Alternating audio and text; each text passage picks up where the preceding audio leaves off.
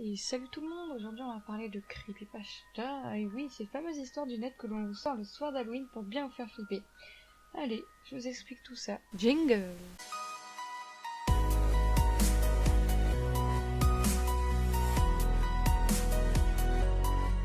Hey Miss, ça veut dire quoi creepypasta? Le mot creepypasta est composé de deux mots. Le mot creepy qui veut dire effrayant, et copypasta qui veut dire copier-coller un texte et le diffuser sur internet. Une creepypasta est une histoire étrange et glauque qui n'est généralement pas expliquée. Comme je l'ai dit, elle est diffusée sur internet, mais sous un ou plusieurs formats, comme par exemple une vidéo, des images, un fichier son ou un texte.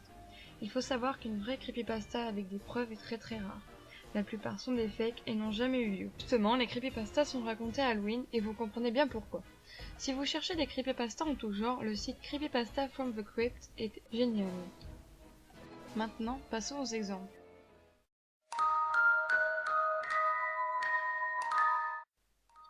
Slenderman, la creepypasta la plus connue du net est même considérée comme un mème. Il est dit d'une créature au visage blanc et neutre, d'une grande taille possédant plusieurs bras, qui kidnapperait des enfants perdus dans la forêt. D'accord, nul ne sait ce que deviennent les enfants.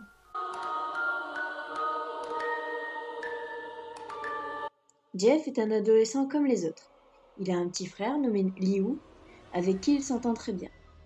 Un jour, tous les deux vont à une fête et ils rencontrent trois inconnus qui commencent à les racketter. Jeff et son frère se défendent quand la police arrive. Les trois inconnus, voulant tromper la police, expliquent que les deux frères les ont rackettés. Liu les persuade et dit que Jeff n'y est pour rien. Quelque temps après, Liu est emprisonné pour agression. Un jour, alors que Jeff se baladait dans la rue, il vit les trois adolescents qui les avaient agressés plus tôt. Ces trois-là le reconnurent et l'emmenèrent dans une maison abandonnée et cloîtrée. Ils voulurent s'attaquer à lui, mais il fuya dans la cuisine. Il attrapa le premier couteau qui lui venait à la main. Il blessa les deux premiers garçons et le troisième lui lança de l'alcool au visage pour se défendre. Jeff le blessa à son tour. Le garçon sortit alors un briquet dans sa poche et il le jeta sur le visage de Jeff qui prit feu. Quelques mois plus tard, Jeff se réveilla dans une chambre d'hôpital. Ses parents, son médecin et son frère étaient à ses côtés. Sa mère lui donna un miroir et Jeff vit son visage, complètement blanc grâce aux diverses opérations qu'il avait subies. Ses cheveux étaient devenus noirs. Toute la famille rentra chez elle et ils allèrent tous se coucher. En plein milieu de la nuit, la mère entendit une sorte de ricanement mélangé à des pleurs. Elle entra dans la salle de bain et vit Jeff avec un couteau de cuisine qui s'était entaillé les joues et s'était brûlé les paupières. Elle lui demanda ce qu'il faisait et Jeff lui répondit en souriant que cela lui faisait trop mal de sourire alors que maintenant il pourrait toujours le faire. Sa mère courut rejoindre son mari. Elle la rattrapa et les tua tous les deux. Juste après cette scène d'horreur, Jeff entra dans la chambre de Liu qui, lui, dormait profondément.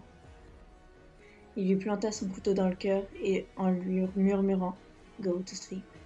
Je crois que je vais faire des cauchemars après cette histoire.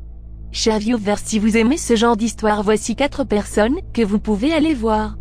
Pourquoi avoir peur? Motor X24, Requiem, Creepypasta.ce sont les maîtres francophones des creepypasta. Voilà, cette vidéo est maintenant terminée, j'espère qu'elle vous aura bien évidemment plu. Je vous souhaite à tous un joyeux Halloween et aussi des bonnes fins de vacances. Allez, salut!